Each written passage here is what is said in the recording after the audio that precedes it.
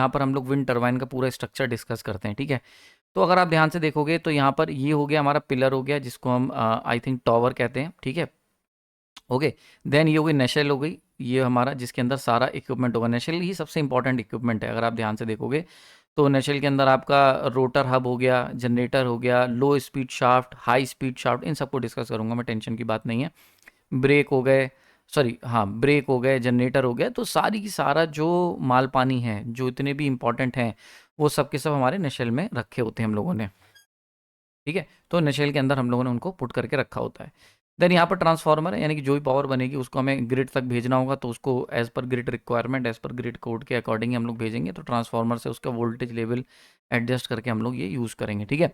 तो स्टार्ट करते हैं। यहाँ पर सबसे पहली चीज़ आ जाती है एरोडायनेमिक असेंबली। एरोडायनेमिक असेंबली जैसे कि ये तुम्हारा ये जो ब्लेड्स हैं इनकी बात कर लेते हैं, ठीक है।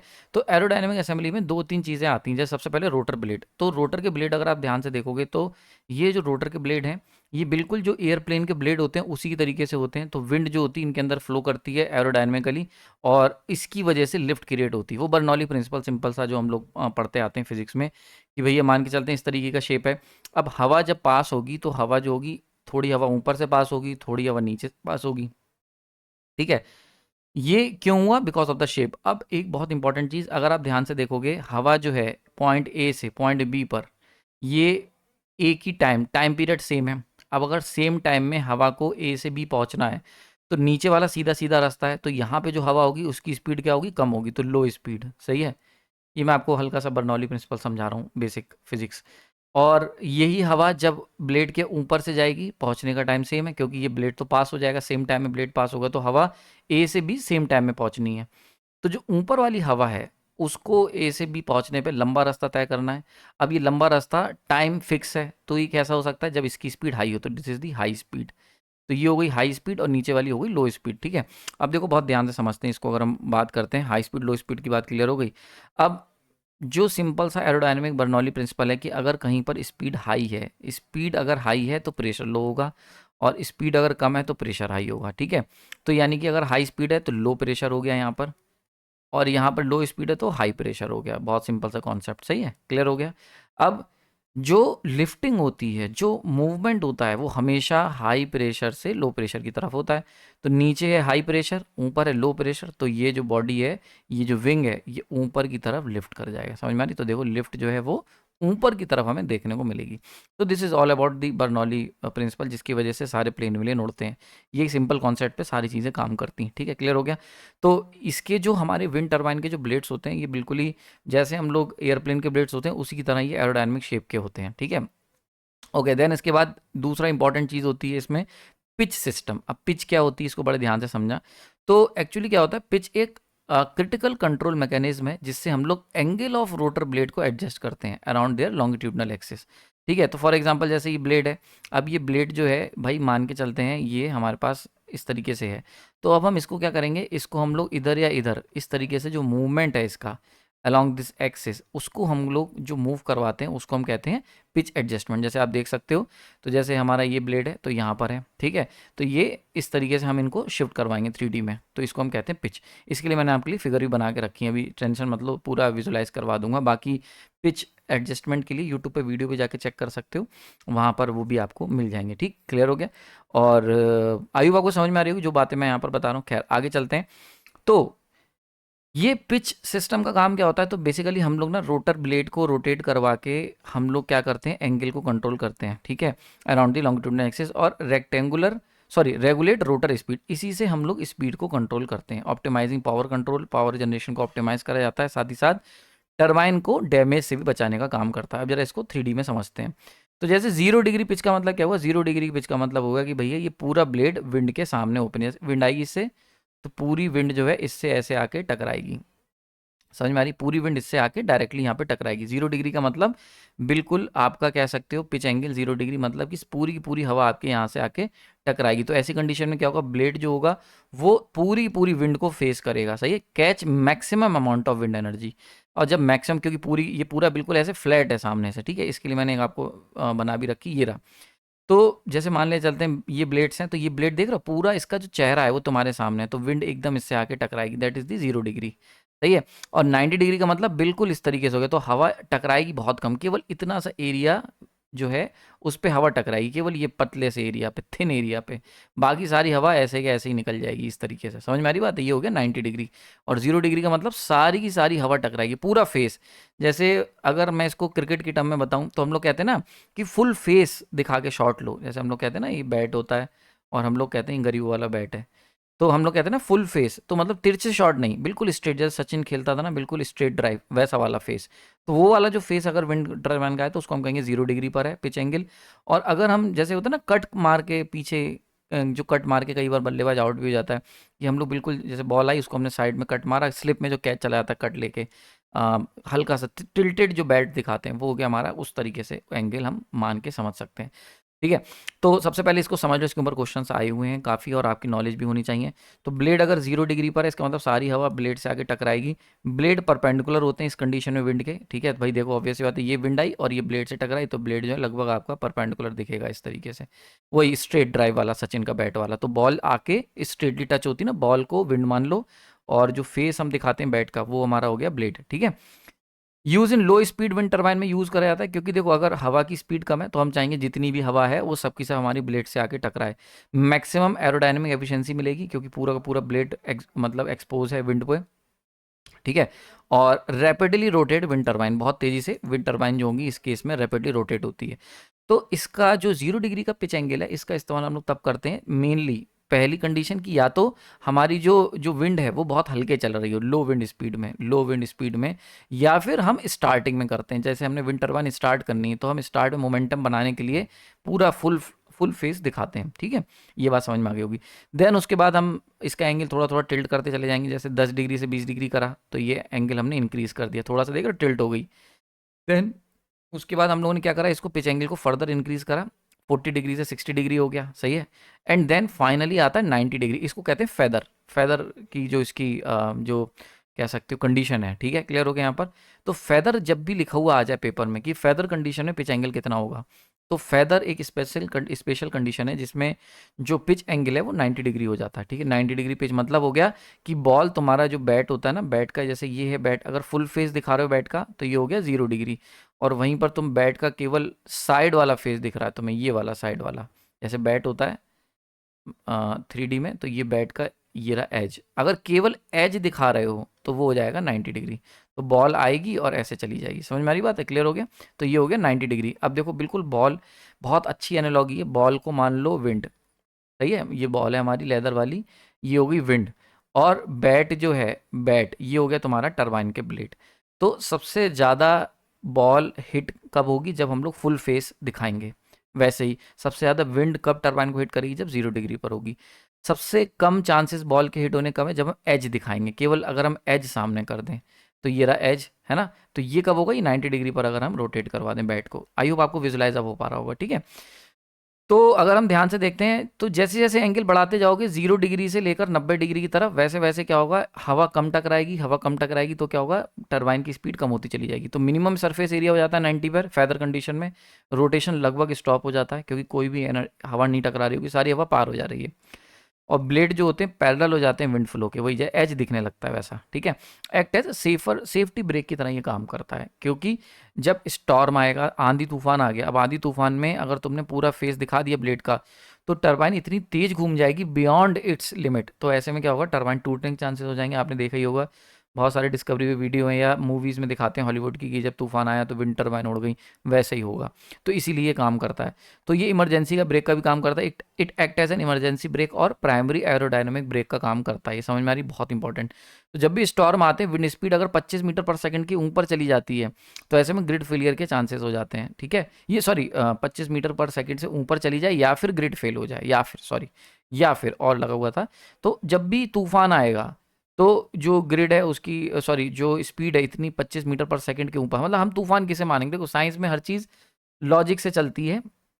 ठीक है। आपकी विचारधारा क्या है उससे कोई मतलब नहीं। अभी मैं आजकल एक किताब पढ़ रहा था, एलन मस्क की बुक पढ़ रहा हूँ आजकल मैं, और उसमें एक लाइन यार बड़ा यार मतलब दिल जीत लिया उस लाइन ने। उसमें दे रखा था कि बहुत ही बेहतरीन, कि जो फिजिक्स है ना, फिजिक्स फिजिक्स है लॉज, ठीक है, जो टूटते नहीं हैं, और जो हम लोग, हमारी जो विचारधाराएं हैं, थॉट्स, या हमारी जो भी हमारी कह सकते हो विचारधारा, वही ज़्यादा सही शब्द है, वो टूट सकती है। समझ में आ रही बात है? तो बोले आपने बहुत सारे लोग देखे होंगे जिनकी उम्मीद टूटी होगी, या जिन्होंने जो सोचा होगा, जिस तरीके से सोचा होगा, वो चीज़ नहीं हुई होगी। ठीक है? तो जो हमारी मान्यताएं हैं, और एग्जैक्ट वर्ड आ गया यहाँ पर, जो मान्यताएं हैं, है ना, वो टूट सकती हैं, पर लॉज नहीं टूट सकती। मान्यताएं टूटते तुमने देखा होगा, मान के चलते हैं जैसे कि बहुत सारे लोग कहते होंगे, जैसे मैं एग्जांपल बताता हूँ, जैसे बहुत सारे लोग कहते होंगे कि यार बिल्ली रास्ता काट गई तो रास्ता पार मत करो, है ना, या सैटरडे को लोहा मत खरीदो, ये सभी सब मान्यताएं हैं। तो मान्यताएं तो टूटते हुए देखी होंगी तुमने, लोहा खरीदा होगा और बहुत बढ़िया निकला होगा, है ना, तुमने अमावस्या या सूर्य ग्रहण वाले दिन निकले होगे और तुम्हारा कुछ नहीं हुआ होगा, है ना। तो ये सारी मान्यताएं हैं। तो मान्यताएं तो टूटते हुए हमने देखी हैं, पर फिजिक्स कभी नहीं टूटती, इसीलिए फिजिक्स सबसे इंपॉर्टेंट हो जाती है। फिजिक्स के लॉज जल्दी आपको कभी भी टूटते हुए नहीं दिखेंगे। एक्सेप्शनल केस की बात अलग है, अगर टूट रहे हैं तो उसके पीछे भी प्रॉपर कोई और फिजिक्स का लॉ होगा जिसकी हमें जानकारी नहीं है। सही है, समझ में आ रही बात है? जैसे स्पेशल थ्योरी ऑफ रिलेटिविटी, तो वो क्या है, वो आपकी, वो भी फिजिक्स है, और वो जब है स्पेशल थ्योरी ऑफ रिलेटिविटी, वहाँ पर क्लासिकल फिजिक्स काम नहीं करती। रीज़न क्या है, वो भी जो, क्योंकि जब हम इतनी हाई स्पीड पे जाते हैं, स्पीड ऑफ लाइट पे, तो वहाँ पर वो लॉज काम नहीं करते। तो ऐसा नहीं है कि ये लॉज काम नहीं करते तो कोई लॉ नहीं, नहीं तो कोई और लॉ काम करता है। तो फिजिक्स के जो लॉज हैं वो नहीं टूटते।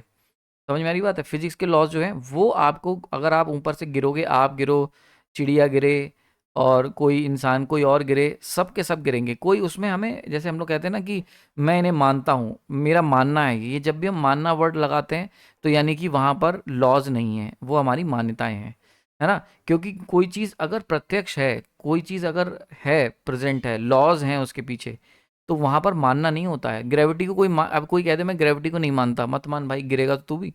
तो फिजिक्स एक ऐसी चीज़ है जहाँ पर जो लॉज हैं, जहाँ पे चीज़ें होती हैं, वहाँ पर कोई ऐसा नहीं है कि तुम गिरोगे तो तुम्हें कोई बचा लेगा, ना ना, तुम गिरोगे तो चोट लगेगी। समझ में आ रही बात है? तो जो फिजिक्स है, ये इलन मस्क की बुक पढ़ रहा था मैं, बहुत बेहतरीन किताब है, उसमें इसके ऊपर एक चर्चा कर रखी थी, ध्यान आ गया मेरे को, तो वही चीज़ बता रहा हूँ। खैर, तो फिजिक्स के लॉज के हिसाब से हम लोग हमेशा बाउंड्री कंडीशन सेट करते हैं। मतलब ऐसा नहीं कि अरे बहुत तेज हवा चल रही थी भाई, बहुत तेज, अब बहुत तेज तो सबके लिए अलग अलग होगा ना, मेरे लिए बहुत तेज अलग है, तुम्हारे लिए बहुत तेज अलग है। तो फिजिक्स हमेशा एक प्रॉपर एक लाइन देती है आपको, प्रॉपर एक फैक्ट देती है कि इसके ऊपर बहुत तेज माना जाएगा। जैसे अभी मैं इन्वर्टर सीरीज हमारी चल रही है, तो वहाँ पर मैं बता रहा था कि ओवर डैम्प और अंडर डैम्प, तो आर अगर आरएलसी सर्किट है, तो आर अगर ये जो बाउंड्री है वो है 2 अंडर रूट में एल बाई सी, अगर इससे नीचे आर चला गया तो अंडर डैम्प, बराबर हो गया क्रिटिकल, और बड़ा हो गया तो ओवर डैम्प। तो ये बाउंड्री होगी ना, ऐसी बाउंड्री यहाँ पर दी गई है कि अगर विंड की जो स्पीड कम, हम मानेंगे कि ये स्टॉर्म है, खतरनाक है, तो वो है 25 मीटर पर सेकंड। 25 मीटर पर सेकंड की हवा, मतलब ये ऊपर नीचे थोड़ा बहुत हो सकता है डिपेंडिंग ऑन द कि तुम कौन सी कंट्री में रहते हो या वहाँ के जो नॉर्म्स क्या हैं, कौन से स्टैंडर्ड को फॉलो करते हो, बट जनरली 25 मीटर पर सेकंड के से ज़्यादा की अगर तेज स्पीड फ्लो करेगी, तो वो जो होगा वो आपकी स्टॉर्म की तरह माना जाएगा। ठीक है, तो आई होप आपको समझ में आ गया जो मैं समझाना चाह रहा था। तो यहाँ पर देखो, अब अगर हमारी स्टॉर्म आ जाता है, मतलब विंड स्पीड 25 मीटर पर सेकंड, या फिर क्या हो, ग्रिड फेल हो जाए, उस कंडीशन में हम लोग क्या करेंगे, हमारी जो विंड टरबाइन है, विंड के जो ब्लेड हैं, उनको बिल्कुल इस तरीके से कर देंगे। जैसे आपने देखा होगा, हम लोग ना क्रिकेट में बॉल छोड़ देते हैं ना, हमें नहीं खेलनी होती, तो बिल्कुल ऐसा ही है। तो वहाँ पर हम लोग बॉल, यहाँ पर क्या होगा, जब बहुत तेज बॉल आएगी और हमें उसको नहीं खेलना है, तो हम उसको छोड़ देंगे, तो हम बिल्कुल अपना एंगल 90 डिग्री कर देंगे, और बॉल हमारी कीपर के पास चली जाएगी। और जब हमें खेलना होगा, जब हमें पूरी जान छक्का मारना है, तो हम पूरा फुल ब्लेड दिखाएंगे, तो पूरा मतलब ब्लॉक करना है, तो थीटा इक्वल टू 0 डिग्री, इस तरीके से समझ सकते हो। आगे चलते हैं, यहाँ पर ड्राइव ट्रेन एंड नेशल के ऊपर बात कर लेते हैं। ड्राइव ट्रेन नेशल क्या चीज़ होती है? तो नेशल क्या होता है, इसको जो भी प्रोनाउंस करो, नेशल जो होता है बेसिकली हाउसिंग होती है, मतलब वो एरिया, या वो कह सकते हो एक एनक्लोज आपका चैम्बर होता है, जिसके अंदर एट द टॉप, ठीक है, housing at the top of the tower containing, ये थोड़ा सा मुझे लगता है ये गलत मैं लिख गया हूँ, इसको करेक्ट कर लेना। तो हाउसिंग होती है at the top of the tower containing the main mechanical and electrical blocks. मतलब पूरा का पूरा जो माल पानी है, सबसे इंपॉर्टेंट सामान जो है, जैसे जनरेटर हो गया, है ना, या फिर तुम्हारा गियर बॉक्स हो गया, ये सब के सब आपके इस नशेल में होते हैं। तो सारा सामान हम नशेल के अंदर रखते हैं। तो ये ब्लेड्स बाहर हैं, यहाँ पे हवा टकराई, हवा टकराने से ये घूमे, उसकी वजह से टरबाइन घूमी, अब बाकी सारा मामला अंदर फिट होता है, उसी को हम लोग नशेल कहते हैं। तो अब इसके अंदर देखते हैं क्या क्या चीज़ें होती हैं। तो देखो, सबसे पहले होती है इसके अंदर लो स्पीड शाफ्ट। अब क्या होता है, जैसे मान लेते हैं ये ब्लेड है, ब्लेड जो है ये हो गया हमारा। अब यहाँ पर सबसे पहली जो हमारी शाफ्ट इस ब्लेड से जो डायरेक्टली कनेक्टेड होती है, वो होती है लो स्पीड शाफ्ट। क्योंकि देखो, हवा जितनी भी तेज चले, ब्लेड की जो रनिंग स्पीड है वो कमी होती है। समझ में आ रही बात है? जैसे अगर मैं चाहता हूँ मुझे 50 हर्ट्ज की अगर पावर सप्लाई जनरेट करनी है 2 पोल से, तो मेरे को चाहिए आरपीएम जनरेटर के 3000 आरपीएम। समझ में आ रही बात है? क्लियर हो गया? तो अगर मैं 4 पोल भी कर दूं तो 1500 चाहिए, 1500 आरपीएम। अब 1500 आरपीएम हमें विंड से नहीं मिल सकते, क्योंकि विंड हमारी वेरिएबल होगी। पहले देखो विंड के साथ क्या क्या कंडीशन है, पहली वेरिएबल है, हर समय चलेगी नहीं। दूसरी बात, चलेगी तो स्पीड कम होती है, जनरली विंड की स्पीड कम होती है हर समय। ऐसा नहीं तूफान आ रहा है, हर समय स्पीड हमें बहुत ज़्यादा नहीं मिलती। तो जो भी विंड की स्पीड आ रही है, वेरिएबल आ रही है, कम आ रही है, तो सबसे पहले वो कौन कैप्चर करता है? वो होती है लो स्पीड शाफ्ट। तो ये डायरेक्टली कनेक्ट होती है टू द रोटर हब से, और ये रोटेट करती है, बहुत हल्के रोटेट करती है ना, matching the speed of the rotor speed. तो जो भी हमारा ये घूम रहा है, ये हल्के हल्के घूमता है। इसी के साथ ये वाली जो शाफ्ट होती है, ये भी हमारी हल्के हल्के घूमती है। तो पहली शाफ्ट जो जस्ट रोटर हब से कनेक्टेड होती है, उसी को हम लोग कहते हैं लो स्पीड शाफ्ट। ठीक है, इसकी टिपिकली जो स्पीड होती है 8 से 20 आरपीएम। समझ रहे हो? तुम्हें चाहिए 1500 आरपीएम, ये दे रहे हैं 8 से 20 आरपीएम। डेट इज दी कह सकते हो एक प्रॉब्लम है। समझ में आ रही बात है? क्लियर हो गया? देन अब इस स्पीड पे अगर हम अपने जनरेटर को चलाएंगे तो भैया हमारी बिजली जो बनेगी उसकी फ्रिक्वेंसी 2 से 4 हर्ट्स रह जाएगी, बिकॉज 8 से 20 आरपीएम। अगर मैं बात करता हूँ N S equal to 120 F by P, अगर मैं इसको एन एस जो है, ये हमारी स्पीड है 8 से 20, 20 भी ले लेते हैं, चलो बड़े आते हैं, 20 इंटू 2 पोल, 4 पोल चलो ले लेते हैं, 4 पोल डिवाइड बाई 120। अब जरा इसे सॉल्व कर लो, तो 210, 0 से 0 गया, 2 6 2 2 4 समथिंग करके आएगा आपका। ठीक है, इसको अगर आप सॉल्व करोगे तो बहुत ही कम फ्रिक्वेंसी हमें देखने को मिलेगी। समझ में आ रही बात है? काफ़ी कम फ्रिक्वेंसी देखने को मिल रही है ना। कायदे में 2/3, 2/3 इतनी सी जरा सी हर्ट्स फ्रिक्वेंसी आपको देखने को मिलेगी। ठीक है, क्लियर हो रहा है यहाँ पर? क्योंकि 4 2 80 ऊपर होगा और नीचे 120, मतलब फ्रैक्शन में 1 हर्ट्स फ्रिक्वेंसी भी देखने को नहीं मिलेगी अगर तुम 4 पोल की मशीन लोगे और उसको 20 आरपीएम पे चलाओगे। क्लियर हो रहा है? बात समझ में आ रही है? तो अब क्या है भाई, ये बहुत बड़ी समस्या है, तो इससे तो हम काम कर नहीं सकते। ठीक है, तो अब क्या है, सॉल्यूशन क्या है, इसको इसकी स्पीड को बढ़ाना पड़ेगा। तो अब देखो, जो टरबाइन के ब्लेड्स हैं वो तो बड़े होने चाहिए, बहुत बड़े साइज़ के होते हैं, क्योंकि उनको ज़्यादा से ज़्यादा विंड को कैप्चर करना होता है। छोटा टरबाइन, छोटा विंड ब्लेड ले लोगे तो वो स्पीडी, वो विंड को कैप्चर ही नहीं कर पाएगा, है ना। तो बड़े बड़े ब्लेड लिए जाते हैं ताकि विंड को कैप्चर कर सकें। अब जब बड़े ब्लेड लोगे तो उनका आरपीएम तो स्लो होगा। तो अब आपने देखा होगा, अगर हम छोटे छोटे बच्चों की खिलौनों की गाड़ी में भी अगर टायर बड़ा होता है तो वो तो हल्के हल्के चलता है, बट अंदर की जो सर्किटरी है उसको तेज चलाने के लिए वहाँ पर हम लगाते हैं गियर बॉक्स। यहाँ पर एंट्री होती है गियर बॉक्स। तो गियर बॉक्स एक तरीके का मैकेनिकल ट्रांसफार्मर है। जैसे हम लोग ट्रांसफार्मर क्या करते हैं, वोल्टेज को स्टेप अप स्टेप डाउन करने का, वैसे ही गियर बॉक्स क्या करता है, स्पीड और टॉर्क इनको इंक्रीज और डिक्रीज करने का काम करता है। जैसे हम लोग वोल्टेज और करंट को इंक्रीज और डिक्रीज करते हैं, वैसे ही ट्रांसफार्मर में, वैसे ही गियर बॉक्स का काम होता है। तो गियर बॉक्स क्या करेगा, गियर बॉक्स आपका कह सकते हो कि ये एक तरीके का स्पीड को, हम इसके अंदर स्पीड इंक्रीजर होता है जो कि स्टेप अप कर देता है लो रोटेशनल स्पीड को टू द हाई स्पीड में कन्वर्ट कर देता है। तो जैसे मान के चलते हैं 8 से 20 आरपीएम अगर आ रही है, तो इसको बढ़ाकर 1500 से 1800 आरपीएम, वही जो हमें चाहिए, वहां तक हम पहुंचा देते हैं, required by the standard electrical generator. तो मल्टीपल गियर स्ट्रेन्स का इस्तेमाल करके, गियर बॉक्स का इस्तेमाल करके, मल्टीपल गियर का इस्तेमाल करके हम लोग जो हमारा 20 आरपीएम है उसको हम लोग 1500 आरपीएम तक पहुंचा देते हैं, और इतनी रिक्वायरमेंट होती है जनरेटर को चलाने के लिए। ठीक है, तो सबसे पहले समझो बहुत ध्यान से कि जो टरबाइन से शाफ्ट जुड़ी थी वो थी लो स्पीड शाफ्ट। ठीक है, LSS, लो स्पीड शाफ्ट, वो चलेगी 20 आरपीएम पे। देन इसके बाद हमारा आया मैकेनिकल ट्रांसफार्मर, मतलब गियर बॉक्स। गियर बॉक्स ने क्या करा, इसकी स्पीड को बढ़ा कर दिया 1500 आरपीएम, जो कि हमें चाहिए जनरेटर चलाने के लिए। तो ये जो गियर बॉक्स है, ये जो 1500 आरपीएम है, ये जो शाफ्ट 1500 आरपीएम पे घूमती है उसको हम कहते हैं हाई स्पीड शाफ्ट। तो that is the third part. ये क्या कनेक्ट करती है हाई स्पीड आउटपुट को ऑफ द गियर बॉक्स है टू द जनरेटर। ये हो गया ब्लेड, यहाँ से शाफ्ट जुड़ी, ये घूम रही है 20 आरपीएम पे। देन इसके बाद गियर बॉक्स, छोटे छोटे छोटे छोटे गियर्स, यहाँ पे जो शाफ्ट निकलेगी वो घूमेगी 1500 आरपीएम पे, और यहाँ हमारा जनरेटर होता है। ठीक है, क्लियर हो गया यहाँ पर? देन इसी में क्या होता है, मैकेनिकल ब्रेक भी हम इस्तेमाल करते हैं, use to stop the rotor statically during the maintenance. की मतलब अगर हम चाहते हैं तो मैकेनिकल ब्रेक भी दिए होते हैं जिससे हम रोक सकते हैं विंड टरबाइन को। ठीक है, इमरजेंसी या हाई स्पीड में, भाई हम हाई स्पीड जब तूफान आएगा तो मल्टीपल हमारे पास विंड टरबाइन को रोकने के तरीके होते हैं। एक तो यही तरीका हो गया कि हम लोग क्या करें कि भाई जो हमारा पिच एंगल है उसे 90 डिग्री कर दें। इसके अलावा क्या कर सकते हैं, ब्रेक का इस्तेमाल भी कर सकते हैं। ठीक है, कट आउट एट कंडीशन।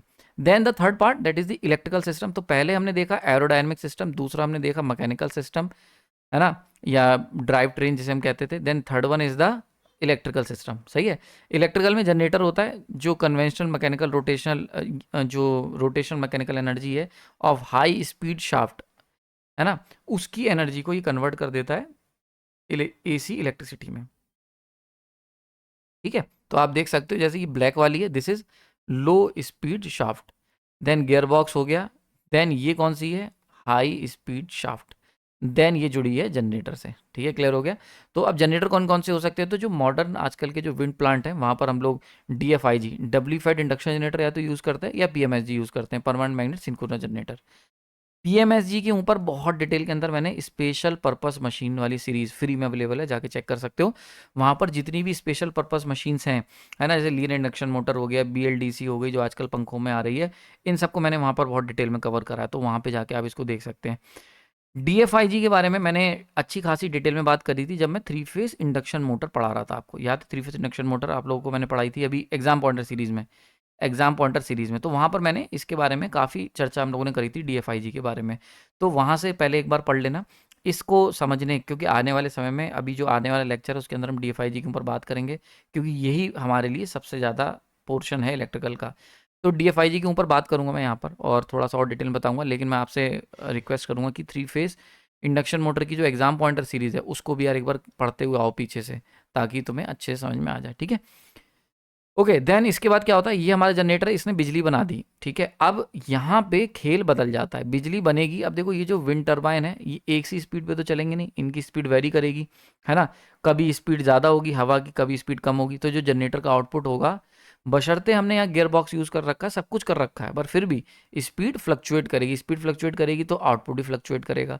तो इस आउटपुट को, ये जो फ्लक्चुएशन वाला आउटपुट है, इसको हम जो ग्रिड में देंगे उससे पहले हमें इसे थोड़ा सा मॉडिफाई करना पड़ेगा, थोड़ा सा इसे सेट करना पड़ेगा एज पर ग्रिड रिक्वायरमेंट, क्योंकि ग्रिड को तो एक कांस्टेंट आउटपुट चाहिए, कांस्टेंट फ्रिक्वेंसी का आउटपुट चाहिए। और यहाँ पर हमने देखा कि विंड की स्पीड वेरी करने से जो हमारी फ्रिक्वेंसी है आउटपुट की वो वेरी करेगी, because NS equal to 120 F/P, ठीक है। तो जनरेटर की स्पीड हो गई, है ना, और ये हो गई फ्रिक्वेंसी। अब अगर आपको फ्रिक्वेंसी कांस्टेंट चाहिए तो आपको स्पीड और पोल, स्पीड को मतलब एक तरीके से इसको मैनिपुलेट करना पड़ेगा, संभाल के रखना पड़ेगा, अगर हम बात करें PMSG की।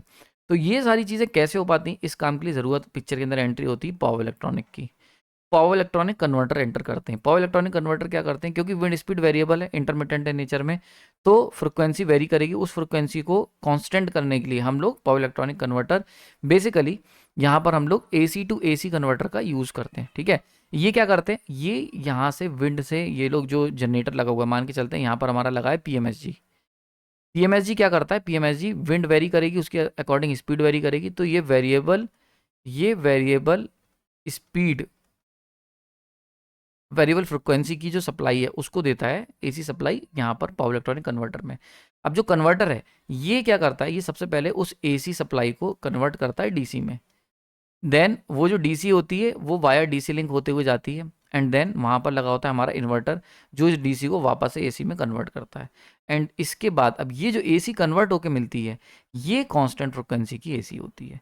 तो हमने क्या करा, हमने वेरिएबल फ्रिक्वेंसी की AC ली, उसको DC में कन्वर्ट करा, एंड देन वापस उसे कांस्टेंट फ्रिक्वेंसी AC में कन्वर्ट कर दिया। समझ में आ रही बात है। So that is the important role of power electronic converter, ठीक है। इसके बारे में और डिटेल में चर्चा करेंगे अगले लेक्चर में, साथ ही साथ और भी जो इंपॉर्टेंट पॉइंट है विंड टरबाइन के उनको भी कवर करेंगे। आई होप काफ़ी हद तक समझ में आया होगा, काफ़ी डिटेलिंग मैंने दी है, काफ़ी चीज़ें इनकी, मतलब अगर विंड टरबाइन पे ये जो मैंने पढ़ा दिया ना, इस टॉपिक में से कोई भी क्वेश्चन आएगा तो तुम 100% उसको हिट कर लोगे।